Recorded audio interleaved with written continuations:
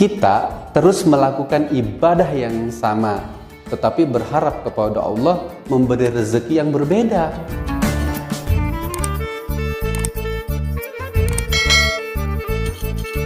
Mari kita bayangkan seandainya ada seorang pemuda yang sedang memasak mie.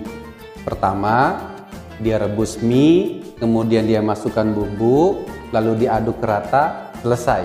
Hasilnya lumayan enak. Besoknya, dia ingin rasa yang lebih enak. Dia kembali merebus mie, memasukkan bumbu, aduk rata, selesai. Pas dicoba, kok sama kayak kemarin ya, sama enaknya, tidak ada perubahan. Ternyata dia pantang menyerah, berharap rasa yang lebih enak. Besoknya dia coba lagi rebus mie, masukkan bumbu, aduk rata, selesai. Dicoba, kenapa rasa mie itu nggak ada bedanya ya? Kenapa nggak jadi lebih enak? Sama aja seperti kemarin. Kita semua tahu jawabannya.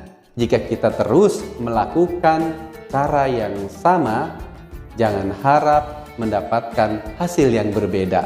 Seharusnya pemuda itu menambah caranya. Misalnya, tambahkan telur, tambahkan bawang goreng, sosis, irisan cabai rawit, dan lain-lain. Pasti hasilnya berbeda. Lucunya, kita juga mirip dengan si pemuda tersebut. Cuma bukan urusan mie, melainkan dalam urusan rezeki. Kita terus melakukan ibadah yang sama, tetapi berharap kepada Allah memberi rezeki yang berbeda. Coba ingat-ingat kualitas ibadah kita sepanjang 2 tahun yang lalu.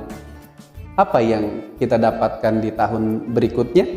Kemudian kita ulangi lagi kualitas ibadah yang sama panjang tahun kemarin, rezeki kita pun sama seperti tahun sebelumnya.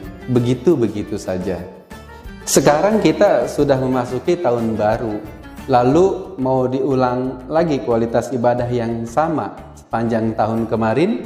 Bisa ditebak rezeki seperti apa yang kita dapat di tahun ini. Bisa jadi rezekinya tetap biasa-biasa saja. Harusnya bagaimana?